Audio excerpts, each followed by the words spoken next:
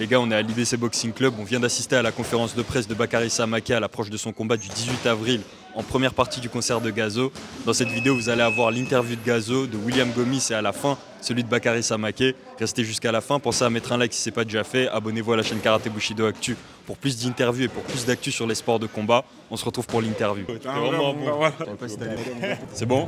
Absalon MMA pour Karaté Bushido et les gars, comme vous le voyez, je suis avec Gazo, il est là pour le combat de Bakary Samaké. Le combat de Bakary Samaké, c'est la première partie de son concert. Comment tu te sens? Grave content, un peu excité. Là, je vois qu'il y a du monde. Ça fait plaisir, ça redonne un coup de boost. On espère qu'il y aura encore grave du monde. Normalement, il y a 40 000 personnes. Et comme on l'a dit, c'est une première mondiale. Ça veut dire qu'on attend beaucoup de ce combat. Tu vois, ça va être une science de mélanger ces deux compartiments entre la musique et la boxe. Mais normalement, il ne devrait pas avoir de problème normalement. Ça t'étonnerait pas que les ricains s'inspirent justement de ce style-là pour le faire? Ils vont le faire. Vous verrez, la famille.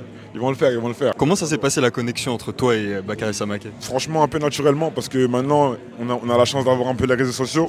C'est bon, c'est pas bien tout le temps, mais en tout cas, c'est une chance un peu pour nous, pour les gens qui se construisent, parce qu'on a la chance de se connecter un peu plus facilement, comme toi et moi par exemple. Exactement. Tu vois ce que je veux dire? Ça veut dire qu'avec les gens qui commencent à monter, on se donne un peu de force, on se voit un peu avant. Et quand on a des petites idées comme ça qui viennent, on essaie de les mettre en œuvre, tout simplement.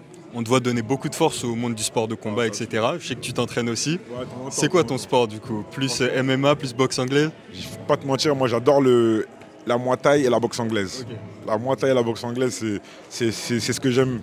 C'est ce que j'aime bien m'entraîner dans ça. Et là, tu montes pas mal tes entraînements, plus calisthénie, etc. Est-ce qu'à un moment, on va devoir t'entraîner vraiment au sport de combat? Franchement, je peux m'entraîner, mais après, je peux pas aller plus loin que ça. Tu vois, faut laisser la boxe au boxeur. T'as capté, c'est comme ça. Et est-ce que tu dois faire ça pour d'autres boxeurs à l'avenir? Ouais, je pense que si c'est un succès, pourquoi pas hein. Si c'est un succès, pourquoi pas faire la même chose avec le MMA, par exemple. On verra, hein, l'avenir nous le dira. Franchement, on est excités comme vous. Et soyez présents, la famille. Soyez présents, on adorait devoir faire ça pour le MMA. Merci beaucoup Gazo. William Gomis était là pour le combat de Bakary Samaké du 18 avril en première partie du concert de Gazo. Pour sa première défense de titre WBC Silver. Qu'est-ce que tu penses de son attitude à l'approche du combat? Je le trouve super bien, je le trouve en confiance, il est plutôt à l'aise, encore plus à l'aise que d'habitude, bizarrement, je sens qu'il va être bien. Et même il est affûté, il est plus affûté que d'habitude, il en avance. Tout à l'heure je lui parlais de sa gestion de carrière. Toi, qu'est-ce que tu penses de sa gestion de carrière? Est-ce que tu penses qu'il affronte des adversaires qui sont encore trop bas par rapport à son potentiel à lui? Ou est-ce que tu penses qu'il avance petit à petit au rythme auquel il doit avancer? Qu'est-ce que tu en penses? Je pense qu'il va au bon rythme. Tu vois, tout ça c'est réfléchi aussi avec son père. Tout ça c'est bien réfléchi. Maintenant, si tu me parles de niveau, je pense qu'il peut atteindre des niveaux que les gens n'imaginent même pas. Tu vois, il est vraiment très très fort. Et non, je pense qu'il prend des bonnes personnes au bon moment. Son adversaire là, il est jeune, il est explosif, il est très dangereux. Il a battu El Moussaoui lui aussi. Donc faut pas le sous-estimer, c'est un très très gros adversaire. Mais je pense qu'il va faire ce qu'il faut. C'est quoi ton implication du coup dans Samaké Promotion? On voit que tu es très proche d'eux, ils étaient dans ton corner la dernière fois.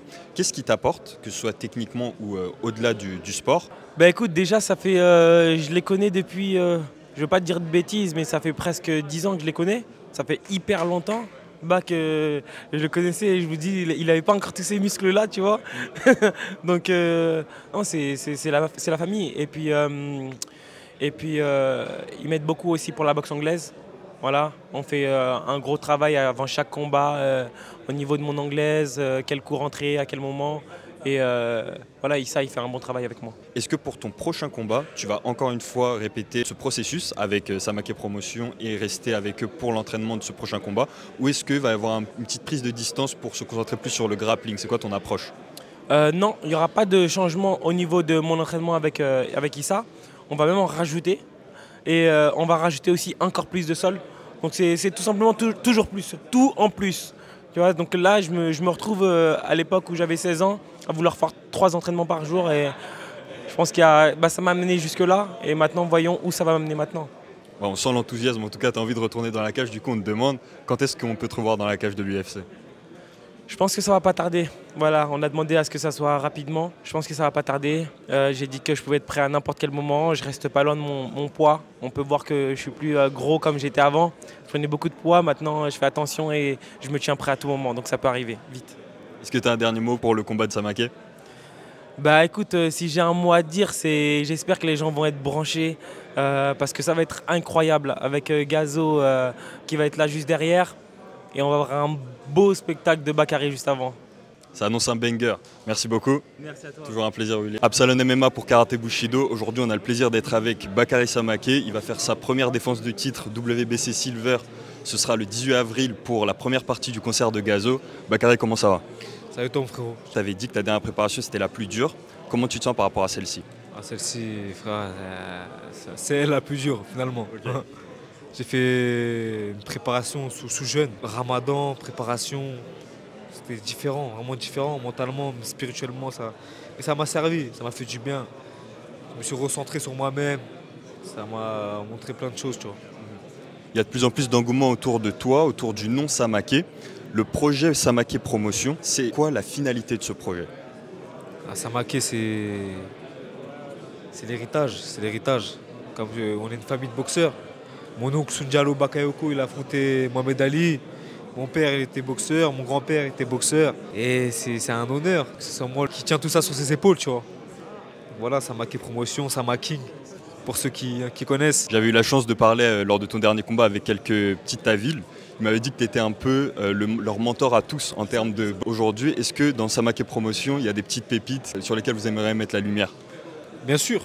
Même chez nous, à la IBC Boxing Club, il y a des amateurs de fou. Le niveau, il est fou ici. Hein. Le niveau, il est fou. Et on est en train de créer quelque chose de très sombre, très sombre, les gars. Donc c'est pas juste autour de toi, c'est un plus grand projet. Normalement, il y aura quelques nouvelles organisations qui se préparent. Voilà, donc restez connectés, restez branchés. Et c'est beau, il y aura de la nouveauté. Tu avais eu la chance de croiser le CEO qui avait demandé à te rencontrer de Top Rank. Vous aviez pu échanger. Aujourd'hui, est-ce qu'il y a des avancées concluantes par rapport à Top Rank? Bien sûr, bien sûr. Alors, comme vous savez, on ne mord pas l'hameçon facilement, nous. On ne mord pas l'hameçon facilement. Sinon, on aurait pu signer depuis longtemps déjà. Mais faut rester lucide et faut pas accepter n'importe quel deal. Il faut savoir se faire respecter. Tu vois, c'est quoi? Donc, bien sûr, il y a des choses qui se sont dites. Et rien de concluant pour l'instant. Rien de concluant pour l'instant, c'est en cours. Okay. Mais on attend de choquer réellement, tu vois.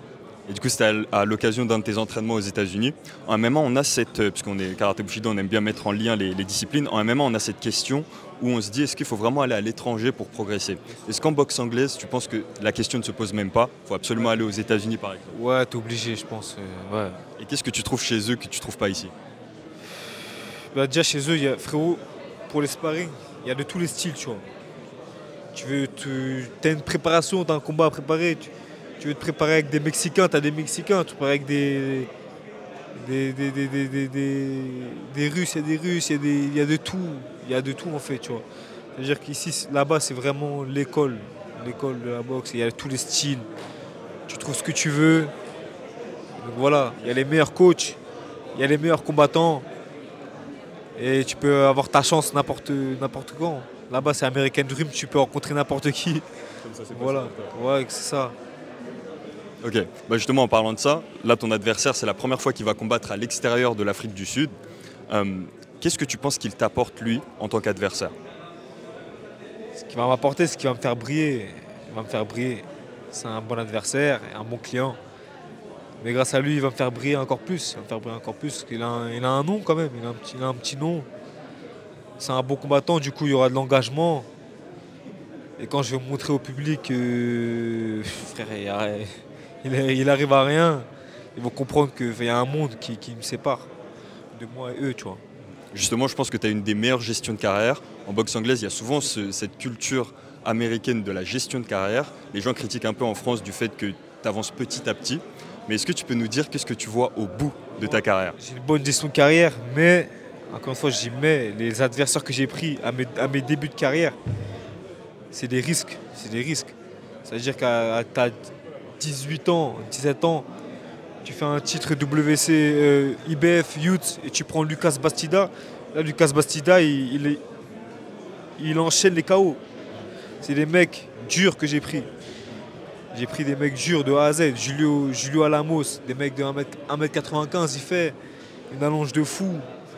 Le poteau, il était très bon. J'ai pris que des bons adversaires en vrai. Juste que je suis meilleur qu'eux.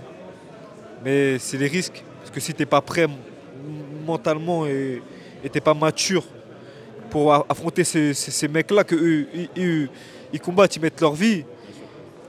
Tu vois, si t'es pas prêt pour affronter des hommes comme ça, c'est mort. C'est mort.